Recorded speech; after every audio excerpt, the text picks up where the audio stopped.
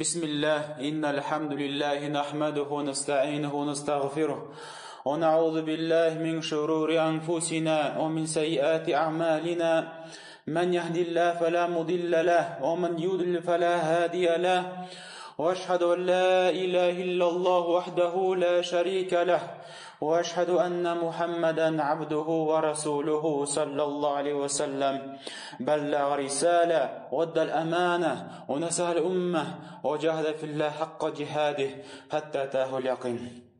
Barcha alamlarni yo'qdan bor qilib, tarbiyalab, rizqlantirib turuvchi o'zimizning ilahimizga, o'zimizning Robbimizga barchadan maqtovlar. Bizani maqtaymiz, zo'rlaymiz, buyuklaymiz. O'zimizning kimchiliklarimizdan, o'zimizning xatolarimizdan Alloh taoladan g'afur so'raymiz. O'zimizning noshar nafslarimizdan, noshar ishlarimizdan Allohga sig'inamiz. Ham Alloh taolo birarsin haq yo'lga, to'g'ri yo'lga, durust yo'lga ko'ndirsa, kiritsa, uni bir kim adashtira olmas. Ikkinchi yoqqa burib jibara olmas. Kimning de Alloh taolo mahrum etgan ekan, shunday xayrli yo'ldan, shunday ko'rkam yo'ldan, Allohning yo'lidan, endi uni bir kimda bu yo'lga, xayrlik yo'lina bir kimda ko'ndira olmas, sola olmas. Ham shahad beramin, i'lon etamin, xabar beramin, shinniqda g'iybat qilarday bir loyiqli zot yo'q. Mar Alloh taolo o'zigina loyiqli barcha g'iybatlar bizga. Ham shahad beramiz shinniqda Muhammad u Alloh taolaning jibarilgan payg'ambari elchisi qili. Ham Allohdan so'raymiz. Alloh taolo o'zining qo'shindagi zotlari qo'shinda payg'ambarimiz sollallohu alayhi vasallamni maqtasin. Ona salamin yetkirsin. Ham shulay yo'q. Alloh taolo o'zining zotlarini ham salamni yetkirsin payg'ambarimiz sollallohu alayhi vasallamning oilasini, onun sahabalarına, ham qiyomat kunida hali payg'ambarimiz sollallohu alayhi vasallamning sunnatini yuruvchilarga. Ey qardoshlarım, nechuk biz hech sheksiz sheklanmisha bilamiz, inanamiz, ishonamiz. Alloh taolo bizni borliqqa keltirdi bu turmushqa, ona g'iybat qilarga, ona birlarga, ulg'ina loyiqli barcha g'iybatlar bizga. Mana shuning uchun biz bu turmushga kelganmiz. Nechuk Alloh taolo aytadi: "Va ma xalaqul jinna wal insa illa liya'budun." Jinlarni ham kishilarni men borliqqa keltirdim bir maqsad bilan. Menga g'iybat qilsinlar uchun. Meni birlasinlar uchun. Men qo'shgan ishlarni o'tasinlar, ham men tiygan ishlardan tiyilsinlar uchun. Chunki jinlar, kishilar, ular barchasida Alloh taolaning qullari. Ey qardoshlarım, mana bizning butun turmushimiz Alloh bilan g'iybat qilib bilan bog'langan. Chunki biz shuning uchun keldikda endi Allohni birlarga, zo'rlarga, Alloh taolani tegizlamasga, nindigina zot bo'lmasin, nindigina u zot ulug' darajada bo'lmasin. Ham biz o'zimizning turmushimizda buni ko'rsatamiz. Alloh taolo farz qilgan g'iybatlarda biz buni ko'rsatamiz. Nindigina g'iybat bo'lmasin. U g'iybatni qilganda Alloh taolaning birlov shag'ila. Nindigina g'iybatni qilmasang, sen Allohni birleysin. Ne Ramazon oyi kelib jetadi. Ramazon jetarga sanoqli kunlar qoldi. Shul Ramazon oyida bo'lgan urazanini esga tushiraylik. Tavhid ko'zligidan qoriq. Allohni birlov ko'zligidan qoriq. Ramazon oyi jetadi. Hamma Ramazon oyida bilganimizcha Alloh taolo farz qildi, amr etdi, vojib qildi mu'min musulmonlarga uroza tutarga. Alloh taolo halal qilgan rizqlardan ayrilirga, halal jifitingdan ayrilirga, kunduzlarin ularga yaqin kelmasga. Biz buni niçin ishlaymiz? Biz моны эшлибез Аллаһны бийекләп, зурлап.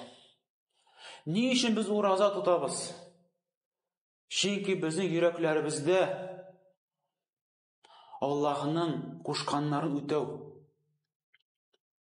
Безнең нәфселәребезгә караганда, хатыннарыбызга, ризыкларыбызга караганда Аллаһ Тәгалә биегрәк. Йөрәкләребездән без Аллаһны биеклибез, зурлыйбыз. Һәм без Аллаһны бирлибез. И Раббым, син ул бер генә лаеклы зат, әмер итүче. Син әмер иткәнсең икән, ишеттем, буйсындым. Син галәмнең Раббысы, син безнең хуҗа. Нәрсә телисең, безгә әмер кыласың, без аны эшлибез. Сиңа буйсынучылар. Без синең кулларың. Без синең кулың астында. Без синең теләгең астында. Нәрсә кушсаң, без шуны эшлибез. Син бердән-бер безнең затыбыз. Тыңнала торган, бер сүзсез тыңнала торган зат. Чөнки син галәмнең Раббысы, син әмер итүче. Һәм менә шушы яктан без Аллаһны бирлибез, рубуби яктан. Аллаһ Тәгалә барлыкка китерүче, әмер итүче. Кашан бу аятьләрне без укыйбыз? Я юхаллазина аману кутиба алейкумус-сиям. Эй иман китерүче бәндәләр, сезгә ураза тоту фарыз булды. Эй мусульман бәндәсе, кашан бу сүзләрне ишеткәч, синең Раббың, сине ашатучы, эшертүче, синең җаның аның кулында булучы Раббың сиңа әйтә, сиңа хәзер фарыз ураза тотарга. Һәм без инде Аллаһны бирләүче затлар буларак, әйе Раббым, синең әмереңне без үтибез. Син генә лаеклы безгә әмер итүче. Син безнең хуҗабыз, син безгә әмер итәсең, безнең өчен закон, безнең өчен шәригать. Һәм син Раббыңны, Аллаһ Тәгаләне әмер итүлектә, хуҗалыкта бирлисең. Ул шул зат сиңа әмер кылды ашамаска һәм ичмәскә, көндезләрен ашамаска, ичмәскә, хатыныңа якын килмәскә. Һәм шул ул зат Аллаһ Тәгалә сиңа рөхсәт бирде. Кояш батканнан соң таңга хәтле ашарга, эчәргә һәм хатыннарыңа якын килергә. Ул шул ук бер зат. Һәм син Аллаһны бирләп, Аллаһны бийекләп, аның кушканнарын үтәп, уразага керәсең. Аның кушканнарын үтәп, уразадан чыгасың, ашыйсың, эчәсең һәм хатыныңа якын киләсең. Һәм ураза айында булган Аллаһ Тәгаләне бирләү тагы кайдан күренеп тора. Син уразаны тотасың Аллаһ өчен. Син Аллаһ Тәгаләгә генә, Аллаһ Тәгалә күрсен, Аллаһ Тәгалә генә белсен дигән ният белән уразага керәсең. Бер инде риялык белән түгел. Кешеләр күрсеннәр, ишетсеннәр өчен түгел. Әгәр ураза тотмасам, нәрсә әйтерләр минем хакта кешеләр аның өчен түгел. Бәлкем бу гыйбатны Аллаһны яратып, аннан куркып, аны бийекләп, зурлап, аның ризалыгы өчен генә, аның өчен генә, аның ризалыгын өметләнеп, син бу гыйбатны кыласың. Бу тәвхид улихи ягыннан. Бу тәвхид улихи гыйбадат ягыннан Рамазан айында Аллаһ Тәгаләне бийеклисең. Пәйгамбәрбез саллаллаһу алейһи ва саллям әйтә: "Мен сама Рамазан иман ва ихтисаба." Кем Рамазан айында ураза тота икән, иманлы хәлдә, өметләнгән хәлдә, моныңчы булган баша гынаһлары гафу ителенә. Пәйгамбәрбез саллаллаһу алейһи ва саллям әйтә: "Кем ураза тота икән, иманлы хәлдә." Әни син Аллаһка иман китерәсең. Аллаһ Тәгалә әмер кылган, хәбәр биргән сүзләренә иман китерәсең. Һичшиксез шулай дип. Син иман китергәнсең, ул Аллаһ Тәгалә, ул гына лаеклы безнең гыйбатларыбызга, безнең уразаларыбызга. Шуның өчен уразаны мин аның өчен генә кылам. bir kimge de uluş çıgarmayım. Namaz okusam onun üçin okuyayım. Dua kılam iken ona müracaat etem. Senin imanın kamil, Allah'ına layıklı bizning g'iybatlarimizga. Hamsi iman keltirasın, mana Alloh taolo bizga Ramazon oyida ko'p majr savoblar va'da qildi. Gunohlar g'afur etdi. Alloh taolo bizga va'da berdi. Roza tutuvchilar Rayyan jannatning kirishaklar degan va'dani va'da qildi. Ham barcha va'dalarga biz ishonamiz. Ishongan holda Alloh taolo va'da qilgan ajr savoblarına, xayrliklarına erişem deb sen roza tutasın ekan. İhtisaben ümitlenip, iman keltirib, ümitlenasan Allah'ın cennetine. Ümitlenasan Alloh taolo seni kechirir bu oyda. Ümitlenasan Alloh taolo seni Rayyan jannatidan, eshigidan kiritacak jannatga. Kimda kim shunday darajada, shunday holatda roza kirar ekan, Peygamberimiz sallallahu aleyhi ve sellem aytadi, Alloh taolo uning miningchi bo'lgan barcha gunohlarini g'afur qiladi. Ham shula yo'q. Ramazon oyida roza tutuv bu Alloh taolo buyuklagan aybirni buyuklav. Alloh taolo Ramazon oyini boshqa oylardan ustun qo'ygan. Alloh taolo o'zining tilagi bilan, hikmati bilan, ilmi bilan Ramazon oyini ustun qo'ygan boshqa oylarga qaraganda. Sen onun kulu, onun bendesi. Allah Teala büyüklegenini sen de büyüklüsün. Allah Teala yaratkanını sen de yaratasın. Hem müminin yüreğinde Ramazan ayının büyüklüğü zorluğu var.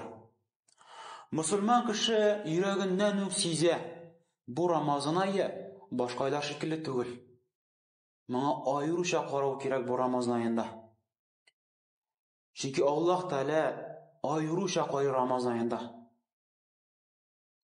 Hem kimde kim Allah Teala büyüklegen aybirlerini kimde kim büyüklüyken ol takvalı yüreklerden, imanlı yüreklerden. İnşallah Allah Teala aytadi: "Zalika ve men yu'azzim şa'airallahi fe innaha min taqval kulub." Kimde kim Allah'ın dinin, Allah'ın hükmün, Allah'ın şeriatın büyüklüyken, zorluyken, hürmetliyken, mana bular yine takvalı yüreklerden, bu imanlı yüreklerden. Kimde kim büyüklemeyken, Allah Teala büyükleyen birini. Ramazan ayı kile, kimdir bilmişler kala, anın kilip ötüp gitkenin. Eki Ramazan ayı kile, ulanı gerekli derece tutmuy, büyüklemi, zorlamay. Başka oylar şekilligine koray. Elbette bu takvalı imanlı yüreklerden tügül. Mine Ramazan ayında bulgan her bir amelge ciddilik bilen karav. Bu indi Allah Teala'nın hürmetlegeni hürmetlev. Bu roza tutup bulsun mu? Namazlar oku bulsun mu? Taravihlarda katnaşı bulsun mu? Zekatlarını, sadakalar bir bulsun mu? Hatta iftarlarını ötkeru bulsun mu? Roza tutuşularga yaşlı izgilik kılam deyip iftarları ötkeru bulsun mu? Bir-birine yardım eti bulsun mu? Bunlar barchası da niçin işleniler bunlar bütünsü de? Şu ayını hürmetle yüzünden. Allah Teala hürmetlerini sen de hürmetlisin. Allah'ın yaratkanı seni yüreğinde en yaratkanı. Alla bu tevhid, Allah'ını birlev görünüşleri tügülme.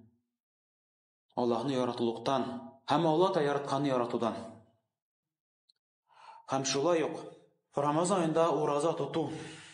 Allah'ın birlevde onun görünüşleri kafir hallerine adaşkan, buzulu bitken, halak buluşu kavimlerine karşı varu.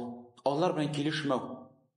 Allah Teala emir kıldı müminlerge, Müslümanlarga roza tutarga. Mümin kişi Allah'ını büyüklep, zorlap rozaga kirip ite. Roza tuta başlay. Ama kafirler, günahlı kişiler ona ihtibar da etmey. Öz turmuşu bilen yaşaylar. Allah'ның әмренә игътибар да итмиләр, бар дип тә белмиләр. Һәм син тәүхид әһле, аларга каршы иттереп, алар белән килешмәүлегеңне күрсәтеп, Аллаһка буйсынып ураза керәсең. Шул вакытта алар ураза тотмыйлар.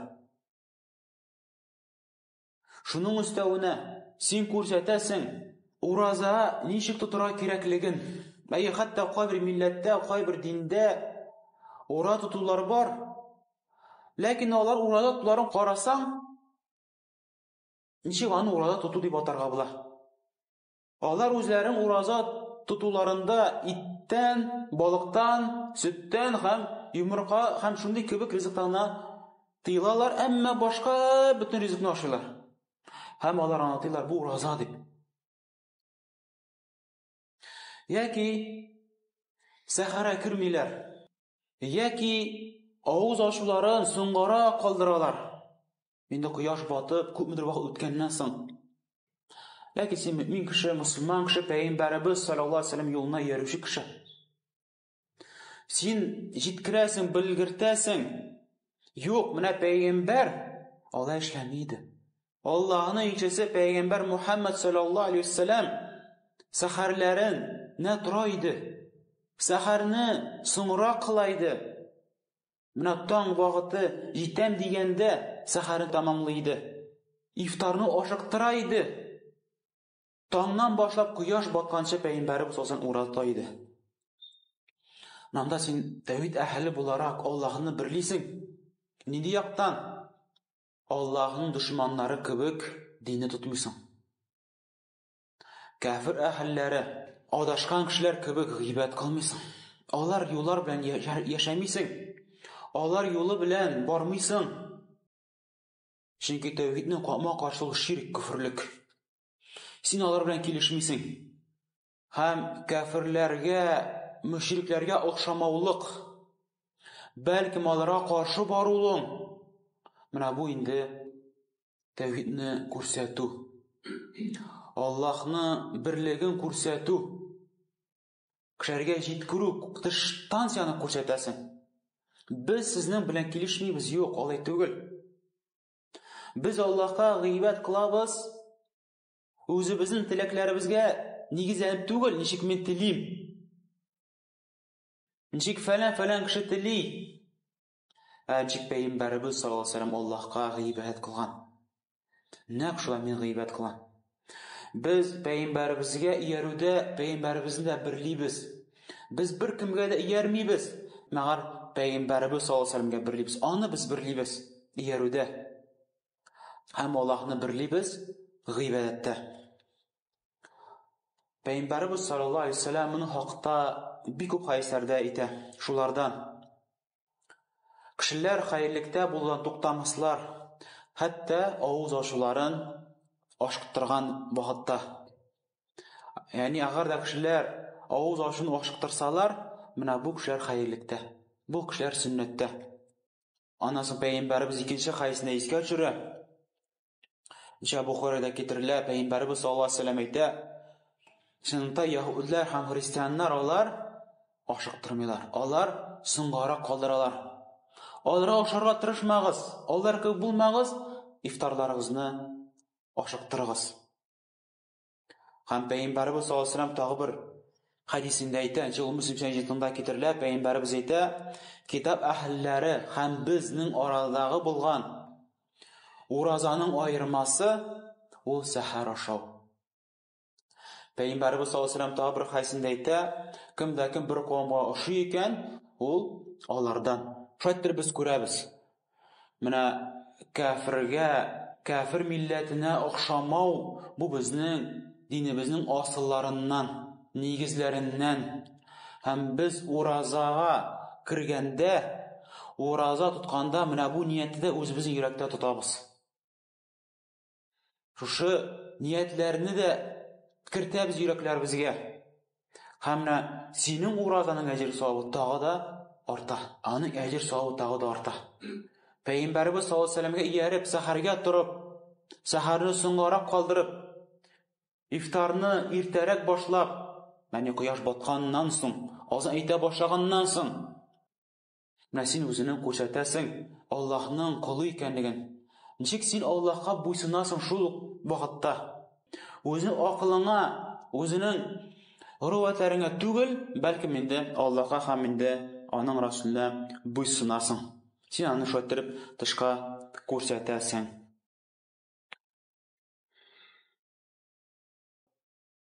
Elhamdülillah Rabbil Alamin. Ve la akibetul muttaqin. Ve la udvan illa ala zalimin. Ve sallallahu ala nebiyina Muhammed ve ala alihi ve ashabi ecma'in.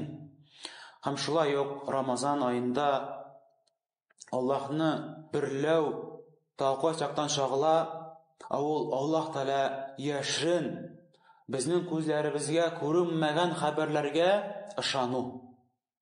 Payg'ambarimiz sallallohu alayhi vasallam aytadi: agar Ramazon yetdi ekan, jannat eshiklari ochila, jahannam eshiklari yopila, ham shaytonlar bu yoqqa o'tirtilar. Biz buni birsida ko'zimiz bilan ko'rmaymiz. Lekin sen mümin bo'laroq, musulmon bo'laroq Alloh taolo yashirin aybirini, biz ko'rmagan aybirini xabar berganda biz aniq hech shak ishonamiz. Alloh taolo kelajakni biluvchi, sen shunga ishonasan. Yashirin aybilarini biluvchi, Alloh taolo bir qachon va'dasini, so'zini xiloflik keltirmay. Alloh taolo durust so'ylovchi. Durust so'ylovda Allohni buyuklaysan, durustlaysan. Hech shaksiz bu endi tavhidning ko'rinishlaridan. Ham shulay yo'q. Payg'ambarimiz sollallohu alayhi vasallam aytadi: jannatda bir eshik bor. U eshikning ismi Rayyan. Hamanda qiyomat kunida o'roza tutuvchilarga kiradi. O'roza tutuvchilardan boshqa bir kimda kirmas. Hamanda aytilar: "Qayda o'roza tutuvchilar?" Ham o'roza tutuvchilar yig'ilishaqlar, ham shu eshikdan kirishaklar. Ham o'roza tutuvchilar kirib bitgach, andan so'ng bu eshik yopila. Ham shulay yo'q. Ramazon oyi yetgach, Allohning ko'rkam ism sifatlarini qotirab ishonasan, amalda qo'llanasan. Bu hadislar o'qigach, Payg'ambarimiz sollallohu alayhi vasallam aytadi: kimda kim iymonli holda, umidlangan holda o'roza tutar ekan, ikkinchi rivoyatda tungi namozlarini o'qib chiqar ekan, ya'ni tarovih namozida qatnashar. Uchinchi rivoyatda Qadr kechasida bosib chiqar ekan, Alloh taolo uning miningchi bo'lgan kimchiliklarini g'afur qilar. Sen Alloh taolaning g'afur etishini umidlanasan. Yaqinlik bilan, haqiqatlik bilan ishonasan. Alloh taolo g'afur etuvchi. Agarda bu oyda da mening gunohlarim g'afur etilmasa, nenda oyda g'afur etilanlar? Ko'pmi va'dalar Alloh tarafidan Ramazon oyida bek zo'r fursat bo'lib turadi kishining gunohlari g'afur etiluna. Ey Allohning bandasi, agarda bu oyda da g'afur etilmasang, nenda oyda g'afur etilanirsan siz? Ma qo'shatma bo'lib turadi Payg'ambarimiz sollallohu alayhi vasallamdan bir hadis. Payg'ambarimiz sollallohu alayhi vasallam minbarga minganda 3 topqir aytdi: "Amin, amin, amin" deb. Sahobalar so'radilar: "Ya Rasululloh, nechun sen 3 topqir amin deb aytding?" Ham shuning birsi Payg'ambarimiz sollallohu alayhi vasallam aytdi: "Jibril yonimga menga keldi ham aytdi: Ey Muhammad, Ramazon oyi yetibda kishining gunohi kechirilmasa, u kishi halok bo'lsin." Ham men aytdim: "Amin" deb, "Ya shulay bo'lsin" deb. Ramazon oyi kelib ham o'tib ketay ekan, kishining gunohi shu Ramazon oyida kechirilmasa, bu kishi halokda. Shunda rahmat oyda, shuni ko'rkam oyda gunohi kechirilmasa, bu kishi halokatlikda, qachon endi gunohi kechirilir tog'a. Ham biz ko'ramiz shu oyda Allohning ikkinchi ismida, u rahmat ismi. Ar-Rahman, Ar-Rahim ismini ko'ramiz. Alloh taolo bizga qarata rahmat izindən Alloh taolo bizga Ramazon oyi beradi. Ey bandalar, mana sizga fursat jannatli bo'lirga. Mana sizga fursat butun kimchiliklar, butun gunohlari g'afur etiluniga, jannatga kirgan, jahannamdan qutulishga mana sizga fursat. Alloh taolo shu Ramazon oyini shu g'ali zo'r darajaga ko'taradi, hatto belgiladi onda bir kunni Qadr kechasi. Kimda kim shu Qadr kechasida гыйбат кылып чыкса, 1000 айдан да хәерлерәк гыйбат кылган була. Әллә бу Аллаһның рәхмәте түгелме? 1000 ай күз алдына китер, 1000 ай. Кешенең бөтен тормышы бит бу. 80ннән артык ел, бер туктамыйча 80 ел буе гыйбат кылып кара. Кешенең тормышы бит бу. Ә менә бер төннең кадерчәсендә гыйбат кылуың аннан да яхшырак, аннан да артыграк әҗер савабы. Бу Аллаһның рәхмәт сыйфатына күрсәтмиме? Һәм күрәбез Аллаһның рәхмәт сыйфатын шушы сүзләрне укып. Аллаһ Тәгалә әйтә: "Фәмән шаһида минкум шахра фәльясум." Берәргез күрә икән айны, Рамазан аен күрә икән, ураза тотсын. ومن كان مريضا أو على سفر فعدة من أيام أخرى. Әгәр дә инде берәргез ширле булса, ширләп китсә, яки сәфәргә чыгып китсә, башка көннәрне каза кылсын. Ширле сәбәпле ураза тоталмый икән, авыр икән, мәшәкать икән, үзен газапламасын, җәзаламасын. Аллаһ Тәгалә рәхмәт йөзеннән, йомшаклык йөзеннән сезгә гафу итә. Кичектерергә рөхсәт бирә рәхмәтлегеннән. Кичектерегез, үзегә урайтмагыз. Яки сәфәргә чыгып китеп, сәфәрдә авырлык күрсәгез, тотмагыз анда уразаны. Сәфәрдән кайткач каза кылып бетерәсез. Дәвалансагыз, аннан соң каза кылып бетерәсез. Юридуллаһу бикумул юсра ва ла юриду бикумул усра. Аллаһ Тәгалә сезгә җиңеллек тели, ләкин Аллаһ Тәгалә сезгә авырлыкны теләми. Монда без Аллаһ Тәгаләнең исем сыйфатларын күрәбез. Һәм бу исем сыйфатлар Аллаһ кына шушы исем сыйфатлар белән сыйфатланган. Үзе лаеклы булган дәрәҗәдә, үзенә туры килгән дәрәҗәдә, һәм без бу исем сыйфатларына ышанабыз. Һичшиксез ышанабыз, Аллаһ Тәгалә гафу итүче һәм рәхмәт иясе. Һәм бу Рамазан аенда иң зур гыйбатларның берсе булган гыйбатны Аллаһка без кылабыз, ул дуга кылу. Аллаһка ялварабыз, Аллаһтан сорыйбыз. Һәм без беләбез, ураза тотучының дугасы кабул итүенә. Чөнки моны Пәйгамбәрбез саллаллаһу алейһи ва сәлләм хәбәр бирә. Аллаһ Тәгалә җавап бирә ураза тотучының уразасына, ураза тотучының дугасына. Һәм син и ураза тотучы, ике кулларыңны күтәреп Аллаһтан хаҗәтләреңне сорыйсың. Аннан гафу сорыйсың. Һәм инде аңа ялварасың. Һәм бу дуга гыйбатын аңа гына син башкарасың, аңа кыласың. Чөнки син шанасың. Чөнки син инанасың, беләсең, бу дугама беркем дә җавап бирә алмый, мәр Аллаһ үзе генә. Бу дугага беркем лаеклы түгел, мәр Аллаһ үзе генә. Җирләрнең күкләр хуҗасы булган Аллаһ Тәгалә үзе генә. Һәм шулай ук Аллаһ Тәгалә вәгъдә кылган шатлануга син һич ышанасың. Аллаһ Тәгалә сиңа вәгъдә кылды. Ничек хәдисләрдә китерелә? Ураза тотушыга ике шатлык. Беренчесе авыз ачканда. Аллаһ Тәгалә рөхсәтенә шатланасың. Әйе, менә хәзер Аллаһ Тәгалә миңа рөхсәт бирде, кояш баткач авызны ачарга. Син шуңа шатланасың. Һәм шатланасың, исән мин уразаны тотып бетердем. Шатланасың, Аллаһ Тәгалә мөмкинчелек бирде. Көч-куәт бирде. Санаулы көннәрне ураза тотарга. Менә монысын да тотып бетердем дип шатланасың. Юкса бит күпме без кешеләрне күрәбез. Кайберләр Рамазанга да барып җитмәделәр. Кайберләре Рамазанны тутырып бетермәделәр. Ләкин Аллаһ Тәгалә сиңа тутырып бетергә мөмкинчелек бирде. Аллаһның эшенә шатланасың. Һәм икенче шатлык ансы инде Аллаһ белән бергә очрашканда, ансы кыямәт көндә. Ибн Раҗаб, зур имам галим әйтә, Аллаһ белән очрашканда шатлану ураза тотучыга уразасы өчен әзерләп куйган җәзасына шатлану. Кыямәт көндә кеше ни мохтаҗ бу әҗр савапларга?